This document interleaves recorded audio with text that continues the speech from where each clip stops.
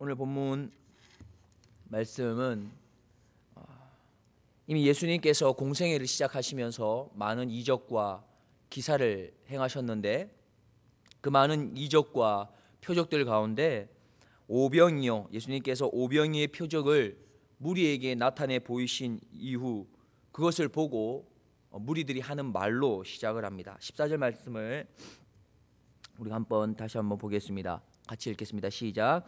그 사람들이 예수께서 행하신 이 표적을 보고 말하되 이는 참으로 세상에 오실 그 선지자라 하더라.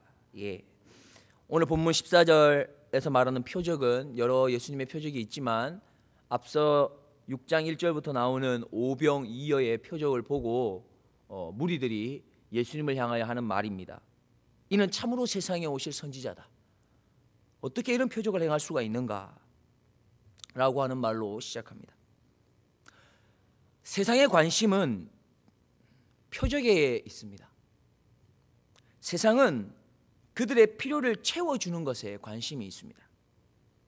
예수님께서는 그들의 필요를 채워주시면서 하나님 나라를 이 세상 가운데 보여주시고자 하셨습니다.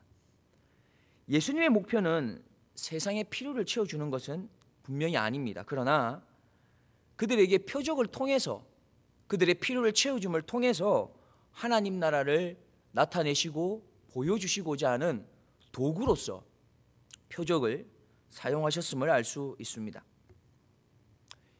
일본의 여류 작가 가운데 기독교 소설가인 마우라 아야코라고 하는 사람이 있습니다. 유명한 책으로는 빙점이라고 하는 책이 있는데 이 사람이 한때는 척추에 이상이 생겨서 병상에 오랫동안 누워 있어야 할 수밖에 없는 상황이 있었습니다.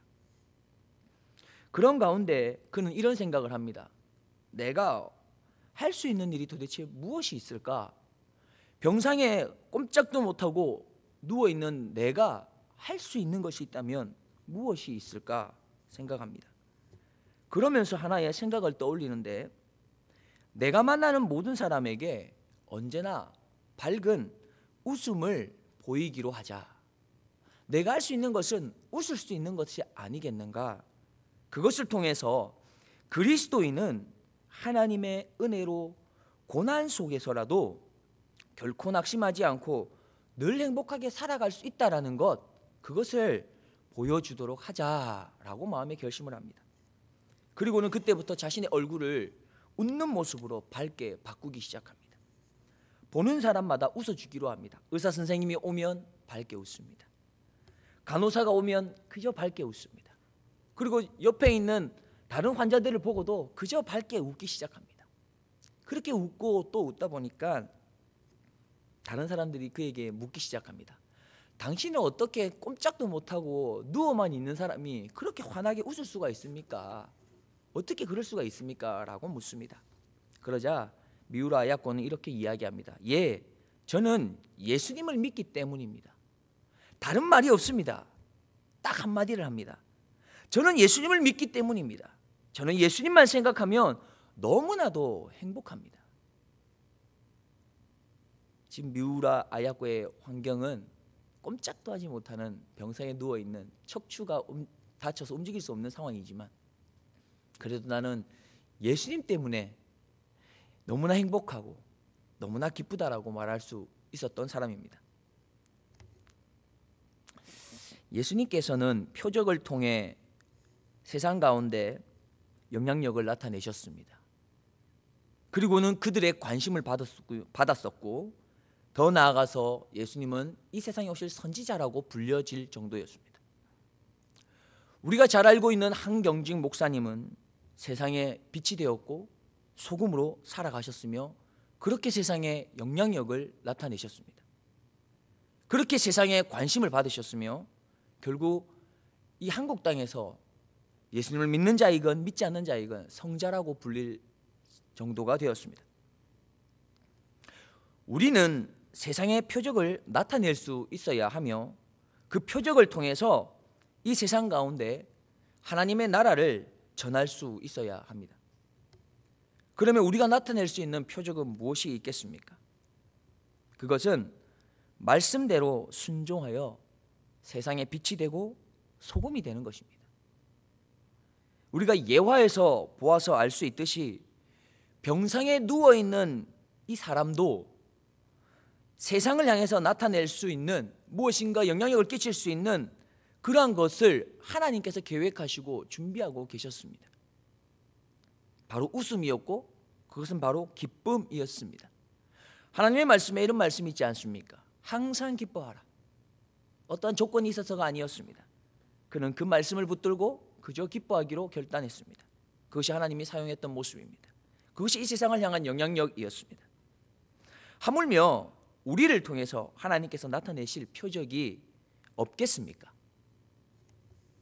우리는 우리에게 있는 달란트로 세상을 향해 빛과 소금의 삶을 나타내어야 하는 것입니다. 세상은 그리스도인이 나타내는 표적에 관심이 있습니다. 세상은 그리스도인이 어떻게 살아가는가라고 하는 그의 삶에 관심이 있습니다.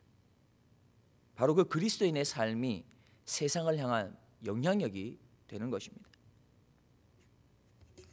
예수님께서는 세상에 선한 영향력이셨으며 그래서 세상은 예수님을 임금으로 삼으려고 합니다. 오늘 본문 15절 말씀입니다. 15절 말씀을 함께 보겠습니다. 그러므로 예수께서 그들이 와서 자기를 억지로 붙들어 임금으로 삼으려는 줄 아시고 다시 혼자 산으로 떠나가시니라. 예수님께서는 자신이 높아질 수 있는 자리를 피하셨습니다. 왜냐하면 그 자리는 자신의 자리가 아니라는 것을 분명히 알았기 때문입니다. 그리고는 예수님께서 혼자 산으로 떠나셨습니다. 복음서 구석구석에 찾아보면 예수님께서 혼자 따로 산으로 가셨다라는 말이 종종 나타나는데 이 부분에 대한 해석으로는 예수님께서 기도하러 산에 올라가셨다라고 우리 일반적으로 보고 있습니다. 그 대표적인 표현으로 마태복음 14장 23절 말씀을 볼 수 있는데 이렇게 말씀합니다. 무리를 보내신 후에 기도하러 따로 산에 올라가시니라. 저물매 거기 혼자 계시더니. 지금 예수님께서는 목수라고 하는 자리에서 임금의 자리로 높아질 수 있는 절호의 기회를 맞이합니다. 그러나 예수님께서는 그 유혹의 자리를 떠나서 기도의 자리로 나아가셨습니다. 사실 예수님이시라면 굳이 기도의 자리로 나아가지 않아도 그러한 유혹을 쉽게 이겨낼 수 있지 않을까 하는 생각을 가질 수 있겠으나 예수님께서는 인간이 가지고 있는 그 연약함 그리고 유혹에 넘어질 수 있는 그 연약함에 대해서 너무나 잘 알고 계셨던 것 같습니다. 그래서 자신이 가지고 있는 이 육체의 연약함을 이겨내기 위해서 기도의 자리로 나아가셨습니다. 예수님께서는 온전히 신이셨으나 온전히 인간이셨습니다. 그렇기 때문에 인간이 겪을 수 있는 모든 유혹 그리고 그 유혹과 연약감에 온전히 다 노출되어 있었던 바로 예수님이셨습니다. 예수님께서 얼마나 인간적인 그 두려움을 느끼셨으면 십자가의 길이 자신의 길이라는 것을 아셨음에도 불구하고 할 수만 있으면 이 십자가의 잔을 나에게서 좀 옮겨주십시오. 할 수만 있으면 하나님 아버지 이 십자가의 잔을 나로부터 좀 옮겨주십시오라고 그렇게 땀방울이 핏방울이 될 만큼 기도를 하셨겠습니까? 우리는 하나님의 마음에 딱 합해 있다고 하는 다윗 왕을 잘 알고 있습니다. 그는 어려움에 있을 때 죽음이라고 하는 그 쫓김 가운데 있을 때에는 하나님을 절실하게 찾았습니다. 그러나 나라가 안정되고 그리고 평안함을 느끼고 있을 때 그에게는 육체의 연약함을 통해서 유혹이 찾아왔으며 그 유혹에 넘어져서 결국 간음죄와 살인죄를 짓고 맙니다. 우리는 신약 성경에서 놀라운 사건 하나를 알고 있습니다. 오순절 다락방에서 기도하면서 성령이 임재하시고 부흥의 불길이 일어났던 것으로 압니다. 그것으로 인하여 많은 사람들이 자신의 물건들을 교회에 헌납하고 다 드리고 이렇게 놀라운 일들이 일어나기 시작합니다. 그 중에 한 사람이 아나니아와 삽비라라고 하는 사람인데 그도 자신의 물건을 다 팔아서 교회에 드리려고 합니다. 그러나 그 중에 조그만한 일부분을 숨기게 되고 결국 그 죄로 인해서 죽음을 맞이하는 어처구니 없는 일을 당하게 됩니다. 잘 되어질 때 그때 유혹이 찾아옵니다. 우리는 어떠합니까? 우리는 얼마나 유혹에 잘 넘어지는 연약한 존재입니까? 그렇다면 우리가 기도의 자리를 지키는 것은 어떻게 보면 당연한 것이 아니겠습니까? 특히 우리가 하나님의 은혜로 우리에게 주신 달란트를 잘 사용해서 세상에 참으로 좋은 영향력을 나타낼 수 있었고 그것으로 인해서 세상으로부터 높임을 받을 수 있는 그런 좋은 기회가 있었더라면 그때 우리는 더욱 기도해야 되는 것입니다. 지금 나의 신앙이 조금 성장한다고 느낀다면 그때가 바로 더 기도해야 될 때입니다. 우리 가정이, 우리 목장이 하나님의 은혜로 성장하고 있다고 생각되어진다면 그때가 바로 더 기도해야 될 때입니다. 우리 교회가 하나님의 은혜로 조금씩 해를 더해가며 성장하고 있습니다. 얼마나 감사한 일입니까? 그러나 지금이 중요한 때입니다. 예수님께서도 유혹이 되는 자리를 떠나셔서 기도의 자리로 가셨음을 우리는 기억해야 합니다. 우리 교회가 하나님의 은혜의 복을 누리고 있는 바로 지금 이때가 기도해야 될 때입니다. 말씀을 정리하겠습니다. 예수님께서 가지고 계신 그 능력으로 세상을 향해 표적을 나타내셨고 그것을 통해 하나님 나라를 전하셨습니다. 하나님께서는 우리에게도 세상을 향해 나타낼 수 있는 표적을 주셨습니다. 그것은 바로 우리에게 주신 각자에게 주신 그 달란트를 통해 우리의 삶으로 빛과 소금으로 나타내는 것입니다. 오늘 우리가 이렇게 새벽을 깨울 수 있었던 것은 하나님께서 우리에게 주신 기도의 달란트가 있기 때문이며 이것을 통해서 영향력을 나타낼 수 있다고 하나님은 말씀하십니다. 우리 권사님, 집사님, 우리 성도님들께서 보여주시는 이 기도의 자리가 많은 다른 젊은 성도님들에게 영향력이 될 것으로 믿습니다. 분명히 젊은 성도님들이 그 영향력을 입어서 기도하는 젊은 성도님들이 일어날 것입니다. 묵묵히 우리 권사님들이 봉사하고 섬기는 그 모습이 젊은 성도님들에게 영향력으로 나타날 것이라고 믿습니다. 그것이 바로 우리에게 주신 달란트이기 때문입니다. 우리가 한 가지 더 기억할 것은 우리가 영향력이 있다고 여겨질 그때에 우리는 더욱 기도해야 하는 것입니다. 개인적으로 신앙이 성숙해져 간다고 할 때에 우리는 더 열심히 기도해야 합니다.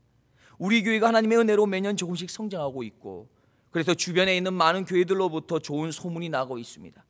이것은 참으로 감사한 일입니다. 그런데 바로 이때가 우리가 더욱 하나님께 기도해야 할 때입니다.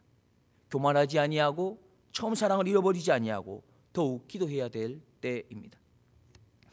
우리는 우리의 달란트를 잘 사용하여 세상에 좋은 표적으로 영향력을 끼칠 수 있어야 하며 하나님께서 주신 은혜로 우리가 하는 일이 잘 되어갈 그때에 온전히 하나님의 은혜임을 고백하며 교만치 아니하고 더욱 기도에 힘쓸 수 있는 그런 갈릴리 교회의 가족이 되기를 주님의 이름으로 축원합니다.